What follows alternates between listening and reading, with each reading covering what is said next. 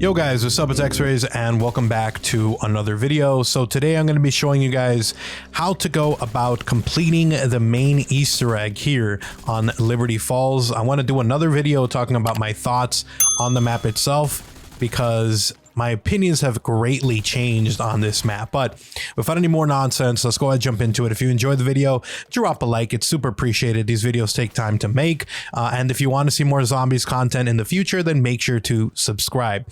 So with that said, let's jump into it. So the first thing that you want to do is you actually want to open up the church. Now you can do multiple different things before you do that, but when you go into the church, you want to activate this device here. For the longest amount of time, I didn't know that you had to turn that on so you could get the part to appear above for the LTG device. So make sure as soon as you open the church, hit up that machine. And again, you can do a lot of these steps before you actually even open the church, but that's one of the first steps. The next step is you need to build the jet gun. So one of the things you need to do is you want to go into the graveyard. And as you guys can see, you can do this pretty early on. This is level or round 4, I should say. And eventually, while you're killing zombies in the graveyard, you will find one zombie who's kind of like wearing overalls and like a red shirt. And when you kill him, he's going to drop a key to a shed. So he's kind of like the little graveyard landscaper guy.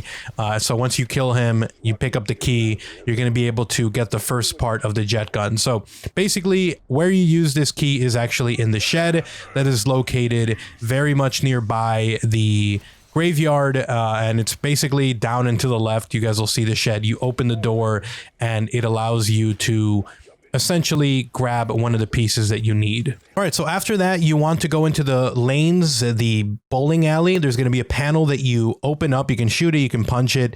After that, you want to get one of the valves that is actually located outside of the bank. So it's going to be by a flower shop. You can pick it up. Once you put that on the valve that is inside of the bowling alley, you're going to have infinite zombies spawning, and you want to hold down on the valve, build enough pressure behind it. Once it completes that whole process, the zombies all turn and burst up into flame. So if you're doing it by yourself, just kind of put them in a circle, take out as many as you can, and then hit the valve. If you're playing with someone else like I was, try to have them train as many as they can, and then hit up the valve every so often that you can. So just clear them out, hold the valve, clear them out, hold the valve. Eventually, the valve will build enough pressure behind it, and you're going to get another piece for the jet gun. So just keep doing it until you eventually get the piece. And again, all the zombies will burst into flames and you'll be good to go. All right, so the third piece is going to be located inside of the radio store or the Radio Shack that is located by Ollie's comic book. You want to make sure that you can either build yourself like the Mangler cannon, or you can just have the Mangler shoot the door for you.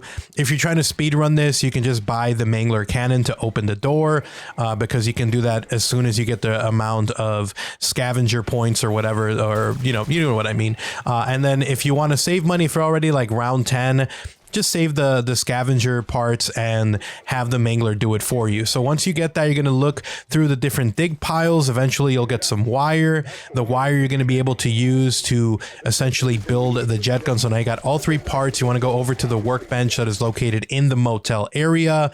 Once you build it, you can start grabbing all the pieces that you need for the next step for the LTG. One is going to be located in Ollie's comic book in the ceiling, so you just want to look up and get it. The other one's going to be located over by Speed Cola.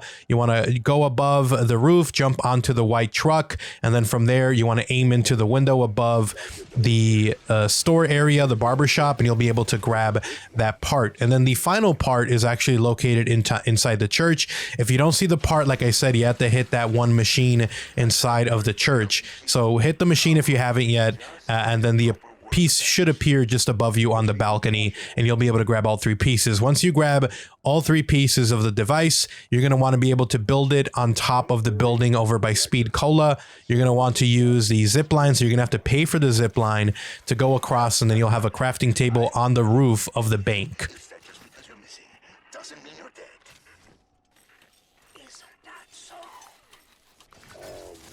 Who are you talking to?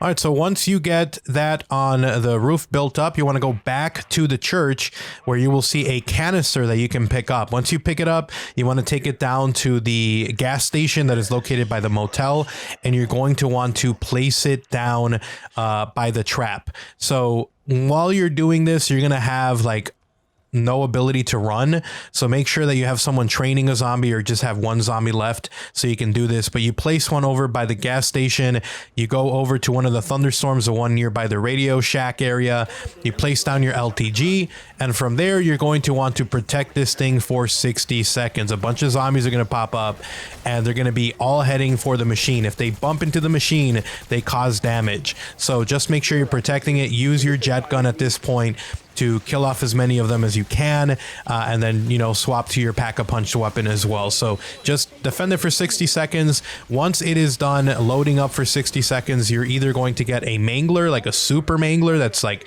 incredibly tough, or an abomination that is also incredibly tough. So whichever one appears. After that, all you're going to want to do is do as much damage as you can, get him down to as much health as you can. Eventually, he's going to start leaking like purple gas. When you do that, you're going to want to walk over to the original trap device that you placed down the canister, and you want to activate the trap, which is going to finish killing the abomination or the mangler, whichever one you got, and shoot him. Finish killing him so that he dies within the trap, and then the canister will essentially capture his soul, and you'll be ready for the next step. All right, so once you actually end up getting him killed, the soul inside the canister, you can pick it back up. Make sure there's only one zombie, because again, like I said, have someone training that zombie. Make sure if you're playing solo, there's only one zombie left. You're not going to be able to run, and there's a time limit. You need to get this canister back to the church where you got the canister from within that minute and 20 seconds or whatever amount of time it is. It's more than enough time, especially if you have one zombie left. And then again, if you have a few more than that, have your jet gun out so you can use it to protect yourself as you're walking there. But once you get inside the church, you're gonna be able to put it back into the machine, and from there you're going to want to get the Strauss device, which is kind of like a little scanner thing, and we'll move on from there. It's going to pop up right in the same machine that you put the canister in. It'll pop up in one of the little drawers that pops out. All right, so once you get the scanning device, there's going to be three little telescope looking things around the map. I'll show you the three locations. One over by the bowling alley, and then you want to change the color depending on what your scanner shows as you pull it out. One is, if it's green, make it red. If it's yellow, it stays yellow. If it's red, you make it green. So you want essentially the opposite if it's red and green to each other. The other one's going to be located over by the farmer's shed, and then the other one, you're going to have to open the door that is located on the top of the bank. When you open that one up, there's going to be another one of these little scanner telescope things on the top of that. And then again, if whatever color your scanner shows, you want to either change it from green to yellow, or green to red. Yellow stays the same, red goes to green. So as long as those lights are right, and you'll get a prompt as soon as you get it, you'll have this step completed. Once that happens, you're going to go back to that first canister where you killed the first zombie, or the big zombie boss, whether it was the mangler or the abomination. You're going to want to pick it up, and you're also going to want to pick up your LTG device again over by the Radio Shack area. And you're going to want to place this guy over by that little roadway or ramp over by the shed. You guys will see where I'm talking about, but you want to place it again by the trap as close as you can get to the graveyard. There's going to be like one terminal that you can place it on, because this will just make it easier for you, because you're going to have to kill one more of these super bosses. So basically you place it down over at the trap, and then you want to walk over to the other thunderstorm that is located in the graveyard, and you're going to do the same thing. You're going to place down the LTG device. It's going to go for 60 seconds, protect it for 60 seconds, and you're either going to get a mangler or an abomination. We got an abomination the second time, and you do the exact same thing. Once the abomination pops up, you want to shoot it until it's foaming, kind of some purple smoke, or until you know that it's like almost going to tip over. If you poked it, it would die. Get it to that point, go over to the trap, set up the trap, activate it when he is on top of the canister, and it'll kill him, and his soul will go into the canister as well. And from there, you're essentially ready for the boss fight. You're going to want, again, like I said, make sure there's only one zombie, or have someone training the zombies for you. You're going to pick up the canister, take it right back to the church, place it into the device, and then from there, you can activate the final boss fight. And like I said, this is it. No going back from here. So don't just activate the canister and then activate the final boss, because believe me, you're going to want to be prepared for this. The final event for this Easter egg is 3 waves of increasingly difficult zombies, manglers, and abomination in the third kind of wave. So make sure the way that we completed it was we had all 3 of us, or the 2 of us, had the triple version of the armor. So, you know, buy it for 14,000 each of you. We had a double packed weapon. I had my jet gun that was pack-a-punched. He had his double pack-a-punched weapon. We both had self revives that we built. We both had sentry guns. So, you know, if you have a sentry gun, get it. If you can get the mutant syringe, I wasn't able to build it because I'm not at the level high enough to be able to unlock it yet. But if you are leveled up high enough to do that one, use that guy. That's going to save your butt.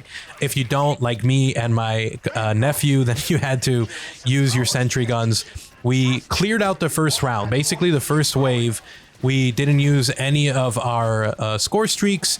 I had gobblegums ready to go as well, so get some gobblegums to help you. I had the one that replenished my armor. That was a good one for me. I'm just using the bare basic stuff here. And then what we did, first wave, all zombies, just kind of go in a circle. We went counterclockwise. The first time we tried it, we were just kind of running like headless chickens, and we died so fast. So just make sure to run counterclockwise together in sync, because you don't want to get trains running into each other. So what I did mostly was I had my jet gun out, and I was using it to clear as many of the zombies as I could, so that my nephew was able to kind of focus on the bigger bosses. Now, in the first wave, you don't really get like a mangler or anything. It's literally just zombies. So we didn't use up our sentry guns. We didn't use up our self revives because we didn't really need to. It was kind of an easier round.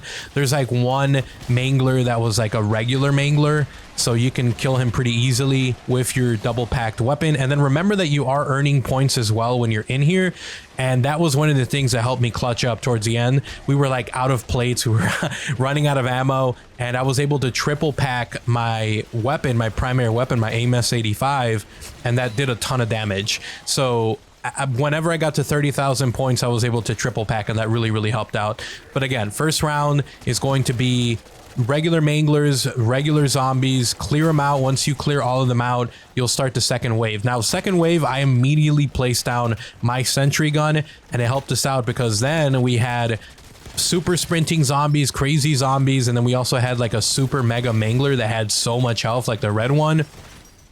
I think it was called the Annihilator or something like that. So that one, again, if you're the person with the jet gun, use it to clear out as many zombies as you can for your teammates. They should be the ones focusing on the mangler, because the mangler is the big guy. He's the one that matters. The zombies are going to be infinitely respawning until you destroy the mangler. So don't even worry about the zombies too much. I kept going in a circle. I kept using my jet gun just whenever we had too many zombies to clear them out and give my teammate a shot, a clean shot at the mangler. And then the third round, the third wave, again, I had my nephew place down his sentry gun, and then from there was like, you know, just survive. It was basically, there was basically 2 super manglers and an abomination, like a super abomination that had a ton of health. So again, same strategy, running in a circle, using your jet gun to clear out the regular zombies, but don't focus on them too much, because again, they're not the ones that matter. You have to kill the bosses. Those are the ones, at least that we noticed, that were the most important thing to take out. The zombies just kept infinitely spawning, so they don't really matter. I would turn around, I would tell my nephew to run towards me, and I would kill all the zombies behind him, and then he would focus on the manglers and the abomination, and then me, whenever I had a chance, I would also pop some shots at him. And that's basically what we did so that we could complete this Easter egg. And then, like I said, when I got to 30,000 points, I got triple pack, and that really did a lot of damage against the abomination and the manglers. So that's really the strategy. After the first round, you get your armor back. Second round, you get ammo. So use your gobblegums, use your sentries, use your wonder weapons, triple pack when you can. I've also made a couple of the symbol monkeys. That's what we bought as well. So I used that to get us through that round. So just make sure you are geared up, because this is actually a really hard boss fight. It's like super small space. And then when you get to like the triple bosses, it's tough. So have your symbol monkeys, have your monkey bombs, have your sentries, have your self revives. I had, you guys can see the perks I used. I had quick revive, jug, stamina up, speed cola, just to kind of get us as good as we could and focus on the bosses and the zombies, clear them out every once in a while when you need a little bit of more breathing room. So with that said, let me know if you guys have completed your Easter egg and if this one helped you out. If you enjoyed the video, drop a like. If you're new, make sure to subscribe and notifications on so you don't miss a single upload. And if you want to support the channel directly, you can do so by checking out my sponsors, Control Freak and Aim Controller. I use them every single time I play. Code OGXRAYZ gets you a discount, link in the description below to that. And then if you guys want to talk and interact, at OGXRAYZ over on Twitter, give me a follow over there, link down below. You guys have an awesome day. Take care. I'm out. Peace.